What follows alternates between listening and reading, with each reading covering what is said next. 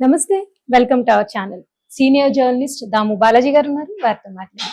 Sir నమస్తే sir. నమస్తే. Sir గత 2 రోజులుగా జరుగుతున్న మోహన్ బాబు వాళ్ళ ఫ్యామిలీ ఇష్యూలో మోహన్ బాబు గారిని అరెస్ట్ అయ్యారు అనే వార్తలు వినిపిస్తున్నాయి సార్. అది ఎంతవరకు నిజం? అరెస్ట్ అయ్యే అవకాశాలు ఉన్నాయా? మోహన్ బాబు అరెస్ట్ అయ్యే అవకాశాలు అయితే కనిపిస్తున్నాయి. ఎందుకంటే గవర్నమెంట్ సీరియస్ గా ఉందని చెప్తున్నారు. సో నిన్న జరిగిన పరిణామాలు మనం చూసాము అందరం కూడా టీవీలో. సో ప్రధానంగా ఏంటంటే ఆయన మోహన్ బాబు విలేకరుల మీద దాడి చేశారు. ముఖ్యంగా టీవీ9 విలేకరి రంజిత్ కి బాగా గాయమైంది. దాన్ని జైగోమాటిక్ బోన్ అంటారు. ఇక్కడ ఉంటది ఆ బోను. ఈ బోన్ లో 3 చోట్ల అది దాని ఏమంటారు ఫ్రాక్చర్ అయింది. సో 3 చోట్ల ఎముక విరిగింది. ప్లాస్టిక్ సర్జరీ చేయాలని చెప్తున్నారు. సో ఆ స్థాయిలో ఆయన దాడి చేశాడు. అట్లాగే టీవీ5 విలేకరుల మీద కూడా ఆయన దాడి చేశారు. ఆయనతో పాటు బౌన్సర్లు కూడా దాడి చేశారు. ఇది వెరీ సీరియస్ విషయం.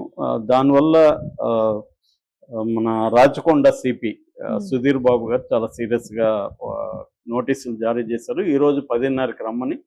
సో అయితే మోహన్ బాబు తెలివిగా ఏం చేశాడంటే ముందే ఒక డ్రామా ఆడి హెల్త్ బాగాలేదని కాంటినెంట్ హాస్పిటల్లో చేరాడని చెప్తున్నారు.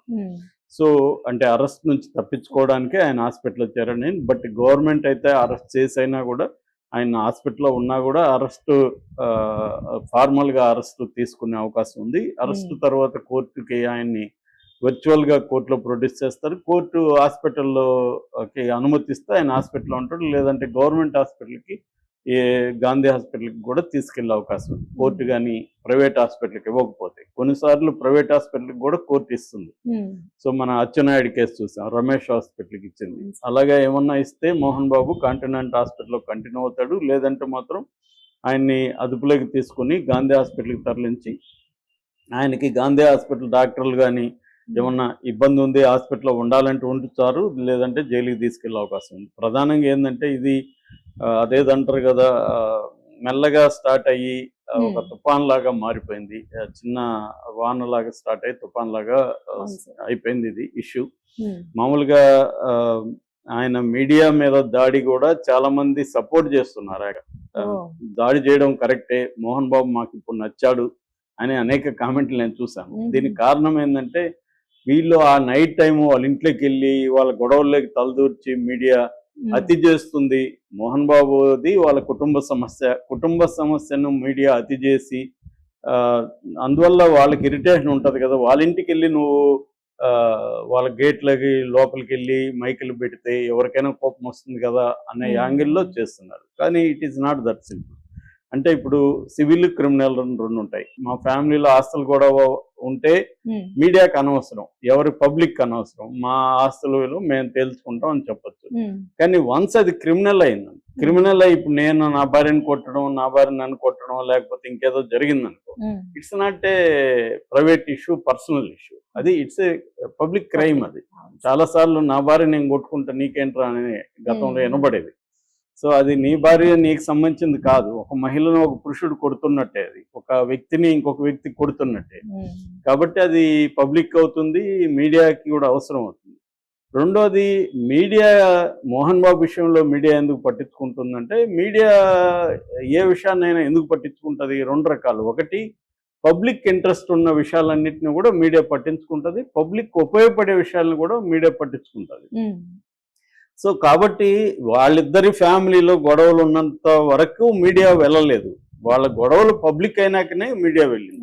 రెండోది, ఇక్కడ ఇంకోటి స్పెసిఫిక్గా ఏం జరిగిందంటే నిన్న నైట్ ఏం జరిగింది, ఎందుకు మీడియా ఆ టైంలో వెళ్ళిందంటే దానికి కూడా ఒక ఎక్స్ప్లెనేషన్ ఉంది.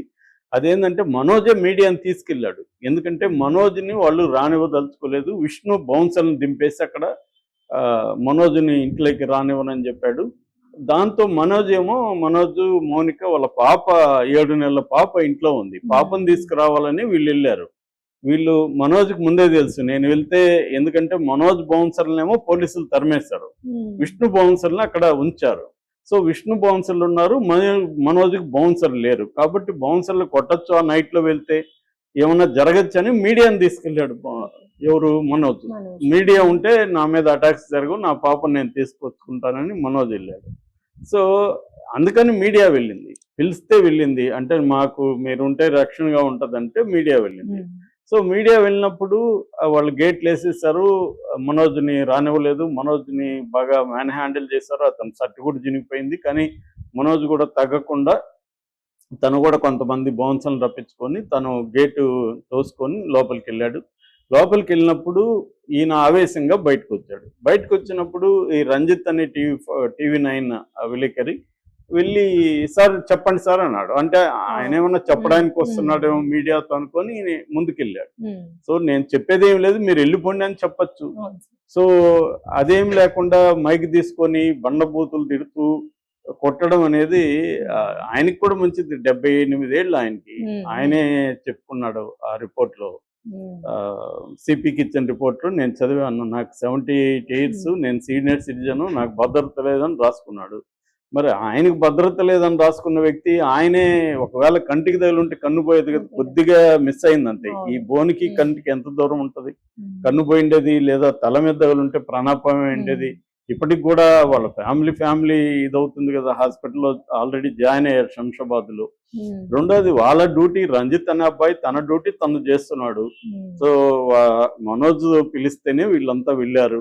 సో ఈ దాడి అనేది ఖచ్చితంగా వ్యతిరేకించాల్సిన అంశము. ఆయన మీద కేసు పెట్టడంలో తప్పు లేదు. ఎందుకంటే ఆయనకి నేను నిన్న కూడా చెప్పాను, మోహన్ బాబు ఫ్యామిలీలో ఉండే ఒక ప్రాబ్లం ఏంటంటే మనం దౌర్జన్యంతో బెదిరింపులతో బతికేద్దాం అనుకుంటారు. అది ఇవాళ డెమోక్రసీలకు కుదరదు. సో మీకు ఇబ్బందిగా ఉండొచ్చు. మీడియా సమస్యలు క్రియేట్ చేయలేదు కదా, వాళ్ళిద్దరి మధ్య సమస్యలు మీడియా క్రియేట్ చేసిందా? లేదు.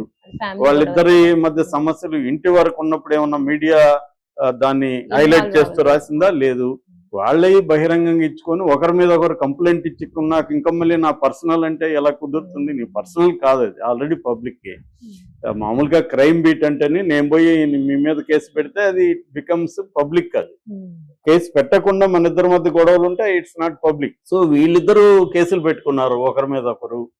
మోహన్ బాబు నా కొడుకు కోడల నుంచి రక్షణ కల్పించని పెట్టుకున్నాక ఆయన ఒక పబ్లిక్ ఫిగర్ అయినప్పుడు మీడియాకి ఇంట్రెస్ట్ ఉంటుంది. సో ఇది ఒక కోణం అయితే, రెండో కోణం నుంచి మీడియా వైపు నుంచి కూడా కొన్ని ప్రాబ్లమ్స్ ఉన్నాయి. ఎందుకంటే ఇవాళ ఉన్న మోడల్ మీడియా, నేను చాలాసార్లు చెప్తుంటాను, రెండు రకాలుగా ఉంది. ఒకటి మెయిన్ స్ట్రీమ్ మీడియా అంతా కూడా పొలిటికలీ డివైడ్. కొన్ని పొలిటికల్ పార్టీల ఆధ్వర్యంలోనే మీడియా నడుస్తుంటుంది.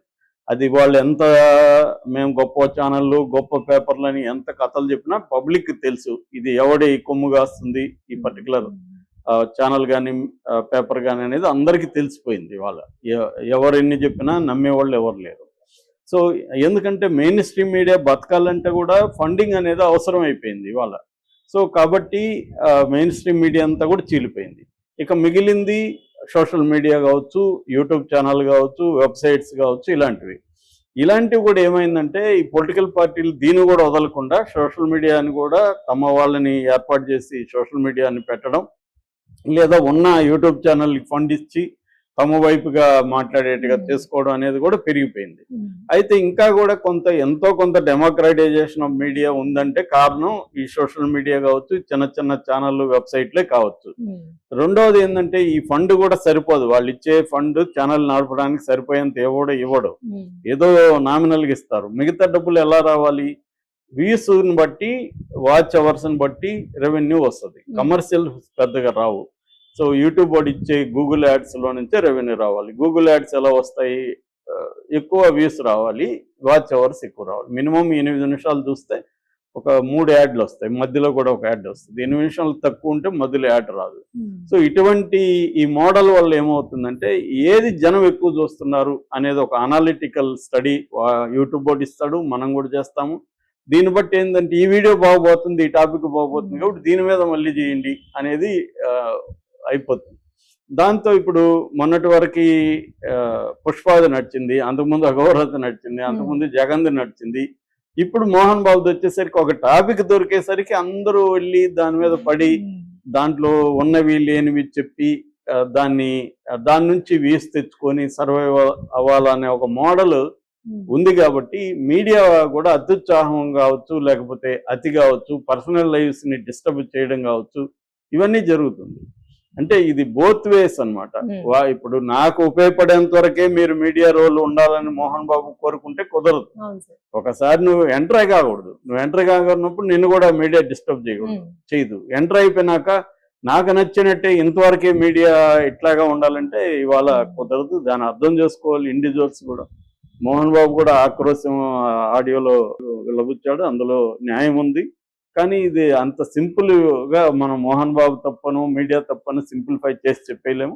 నిన్న మాత్రం మనోజ్ పిలిస్తేనే మీడియా వెళ్ళారు. ఉమ్. మోహన్ బాబు దాడి చేయడం కరెక్ట్ అయితే కాదు. Right sir, thank you sir.